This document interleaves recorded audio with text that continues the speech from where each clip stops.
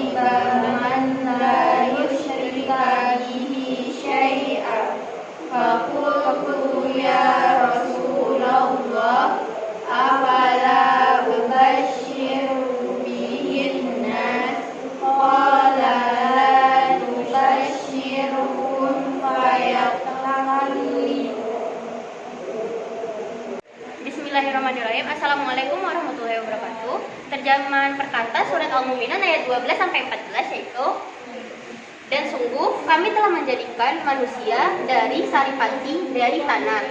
Kemudian kami menjadikannya air mani di tempat yang kokoh. Kemudian kami menjadikan air mani segumpal darah, dan kami menjadikannya segumpal darah menjadi segumpal daging. Dan kami menjadikan segumpal daging menjadi tulang belulang, dan kami bungkus tulang belulang dengan daging. Kemudian terbentuklah makhluk yang lain. Maha suci Allah, sebaik-baiknya pencipta. Kandungan surat Al-Mu'minun ayat 12-14 adalah tentang terciptanya manusia. Awalnya manusia itu diciptakan dari saripati tanah, kemudian dijadikan menjadi air mani di tempat yang kokoh yaitu rahim ibu. Nah, dalam ayat ini nanti pas 40 hari pertama air mani itu diubah menjadi segumpal darah, 40 hari kemudian menjadi segumpal daging, dan 40 hari kemudiannya menjadi tulang belulang, dan kemudian tulang belulang itu dibungkus menjadi dengan daging, dan terbentuklah makhluk dengan panca indera yang lengkap. Terjemahan surat An-Nahl ayat 78 yaitu, dan Allah mengeluarkan kamu dari perut ibumu tidak mengetahui sesuatu, dan menjadikan bagi kamu pendengaran dan penglihatan dan hati nurani agar kamu bersyukur. Kandungannya adalah ketika ini menceritakan tentang kelahiran manusia, yaitu pas dikeluarkan dari perut ibunya. Pada saat manusia itu lahir, manusia itu tidak mengetahui apapun, sehingga manusia itu diberi penglihatan, pendengaran, dan hati nurani supaya manusia itu menjadi orang yang bersyukur. Bismillahirrahmanirrahim. Dan jika berkata Tuhanmu kepada para malaikat, sesungguhnya aku pencipta di bumi para pemimpin. Berkata, apakah engkau jadikan di dalamnya orang-orang yang merusak, di dalamnya orang-orang yang menumpahkan darah? Kami bertasbih memujimu dan memujimu di atas bagimu. Berkata, sesungguhnya engkau mengetahui apa yang tidak kami ketahui. Dan dia mengajarkan Adam nama-nama segalanya, kemudian mengemukakannya kepada para malaikat. Lalu berkata, beritahulah nama-nama itu, kamu semua merupakan orang-orang yang benar. Berkata, Maha Suci Engkau tidak mengetahui kami, dan tidak atas apa yang kamu ketahui. Sesungguhnya kamu yang maha mengetahui dan maha bijaksana. Jadi kandungannya yang di ayat 30 ini yaitu Allah merupakan pencipta di bumi. Dia menciptakan para khalifah atau pemimpin. Kemudian malaikat bertanya, apakah Allah menciptakan orang-orang yang akan merusak bumi atau menumpahkan darah di bumi? Namun Allah menjawab, sesungguhnya aku lebih mengetahui apa yang kamu ketahui. Lalu untuk ayat 31-32 itu menjelaskan tentang Nabi Adam yang diajari oleh Allah tentang nama-nama segala sesuatu. Kemudian ketika malaikat ditanya oleh Allah, mereka tidak bisa menjawabnya. Lalu malaikat berkata, Maha Suci Engkau, sesungguhnya seluruh ilmu itu adalah milikmu, dan kami tidak mengetahui apa yang engkau ketahui.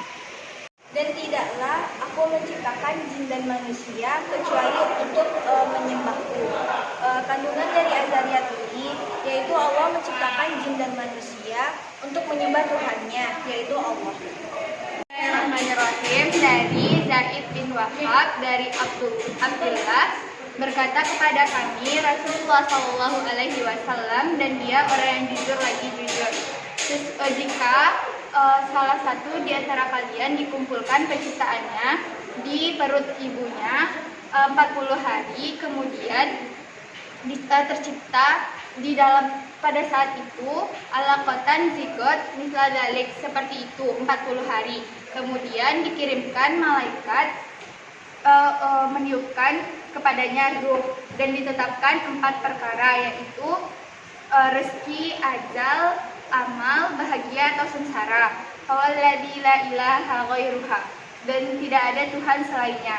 Dan jika salah satu di antara kalian mengerjakan pekerjaan ahli penghuni surga sampai tidak ada jarak di antaranya kecuali satu hasta, dan mengerjakan pekerjaan penduduk ahli neraka, maka dia memasukinya. Dan jika salah satu di antara kalian mengerjakan pekerjaan penduduk neraka sampai tidak ada jarak di antaranya kecuali satu hasta, dan ditetapkan alaiha atasnya ketetapan kayak lamu, dan mengerjakan pekerjaan penduduk surga, maka dia memasukinya. Dan kandungan hadis ini adalah tentang penciptaan manusia di dalam rahim ibunya dan pengiriman ruh ke dalam janin, dan ditetapkannya 4 perkara, yaitu rezeki, amal, ajal, dan bahagia atau sengsara. Kemudian ada beberapa hal yang penting di hadis ini, seperti mengerjakan penduduk ahli surga bukan berarti ahli surga di hadapan Allah, tetapi di hadapan manusia. Pada ini pentingnya keikhlasan dalam beribadah. Selanjutnya, tidak ada jarak kecuali satu hasta. Itu maksudnya bukan satu hasta ke dalam surga atau neraka, melainkan satu hasta kepada kematian. Dan Allah sangat bergantung kepada prasangka hambanya. Allah tidak akan menyia-nyiakan hambanya yang ikhlas beramal. Bismillahirrahmanirrahim. Dari Mu'adz berkata, "Kuntu jadilah aku naik Nabi Muhammad SAW di atas keledai yang namanya Ufair." Berkata beliau, "Wahai Mu'adz, apakah hak Allah yang dipenuhi hambanya dan apa hak hamba yang dipenuhi oleh Allah?" Berkata, "Allah dan Rasulullah a'lamu, yang paling tahu." Berkata bahwa hak Allah yang harus dipenuhi oleh hambanya hanya beribadah dan tidak menyekutukan Allah dengan sesuatu apapun, dan hak hamba yang harus dipenuhi oleh Allah adalah tidak akan disiksa orang-orang yang tidak menyekutukan Allah dengan sesuatu apapun. Aku berkata, "Wahai Rasulullah, apakah aku harus menyampaikan kabar gembira ini kepada orang-orang?" Berkata beliau, "Tidak perlu kamu sampaikan kabar gembira ini kepada orang-orang itu kalau mereka belum menyadarkan diri." Jadi kandungannya itu bahwa Bukhari itu menjelaskan tentang hak yang harus dipenuhi oleh Allah, itu pasti hak Allah atas hambanya itu pasti dipenuhi, sedangkan hak hamba atas Allah dengan tidak menyekutukannya dan hanya beribadah, serta hak Allah ini yang dipenuhi oleh Allah itu tidak akan disiksa orang-orang itu jika mereka tidak mempersekutukan Allah. Sekian dari kami kelompok 1. Assalamualaikum warahmatullahi wabarakatuh.